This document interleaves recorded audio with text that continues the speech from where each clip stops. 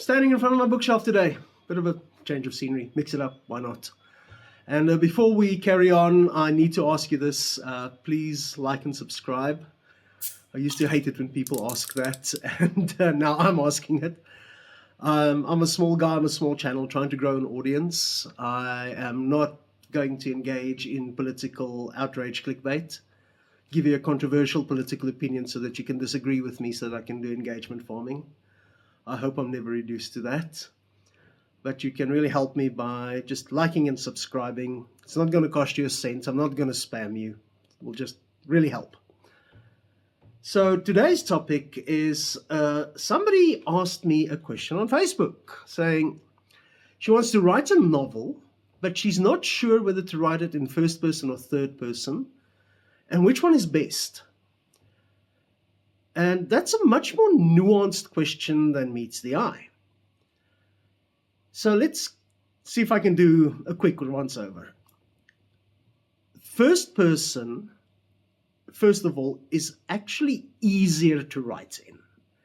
If you're a novice writer and it's the first time you're trying something as ambitious as a novel, write first person. It will help you figure out your characters, figure out your story, and because it's easier, it will probably flow. So my first book, Discovering Lee, I wrote that back in the late 90s in first person. I wrote it from the perspective of Lee. And it's only once I figured out my story and where I want to go with it that I moved the narrative form from first person to third person. So, how to transition this? Do I continue with first or do I go to third? Let's continue with first person. The other advantage of first person is you can get in depth in your character's mind. You can explore your character's motivation, you can explore their experiences, you can explore them to a much deeper depth, You call yourself a writer. You can explore it to a much deeper depth than you can in third person. The advantage of third person, though, is that it enables you to write about a broader range of characters. So, for example, in my last published book, the Felicity Street series, that's the first one in the series. There's three more. They're written, but they still need to be published. I wrote that in third person because there's multiple characters, each with their own storylines, and I needed to go into their heads and explore their stories from the outset. So going first person there would not have been possible. So first person is personal and, shall we say, intimate, where third person is a broader approach. First person, though, has a deep pitfall, and one that many novice writers fall into way too often for my liking.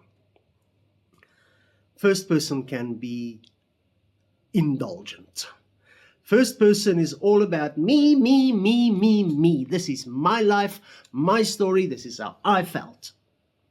And even if it's not biographical, even if the me person is fictional, all that I, me can come across as a self-indulgent, pity party, for lack of a better term. It can be done well. Offhand, the first thing that I can think of that was a brilliantly told first-person story is Stephen King's Rita Hayworth and Shawshank Redemption, and I think I got it. Yes, I do. I knew it was somewhere. Where is it? Wow. Stand back and say, this book is old. This book is old. Oh, it's the first story. Okay. Stephen King, different seasons, first story. Rita Hayworth and the Shawshank Redemption. This, put it away later. Worry about it. This is a brilliant first person telling because it is the story of Andy Dufresne told by Red. Red is the first person narrator, but he doesn't tell his own story. He is telling Andy's story. And that is why it makes it such a great read, because it's not about a self-indulgent me. It's about how Red perceived Andy. Andy is the lead character. I'm not going to name and shame, but I can tell you there's another guy on this bookshelf who writes brilliant stories. His imagination is incredible, and he's funny as hell. But every single story he ever writes is a me. And he never writes about somebody else. He writes about the I guy the whole time. And it's just, after a while, after you read this guy's fifth, sixth story, you're like, holy shit, give me something else.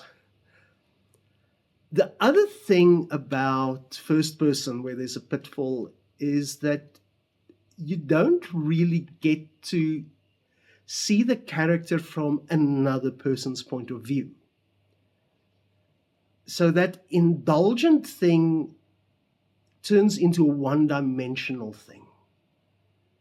So the characters can get flat and boring and uninteresting. They're not aware of their blind spots. They're not aware of how they mess up. They just plod along. Again, it can be done well. An example that comes along here is Jeffrey Eugenides' Middlesex. It is a brilliant read. And side note, Your Honor, Middlesex, Eugenides does the impossible. And that is, he writes a book about a trans person without an ounce of woke or identity politics in it. It's absolutely brilliant. And an object lesson in first-person telling without becoming indulgent. So to just finish off, we're on 7 minutes already. I thought this was going to be a 5-minuter, but it doesn't matter if you write first or third. If you're new, try first, but beware of the me trap.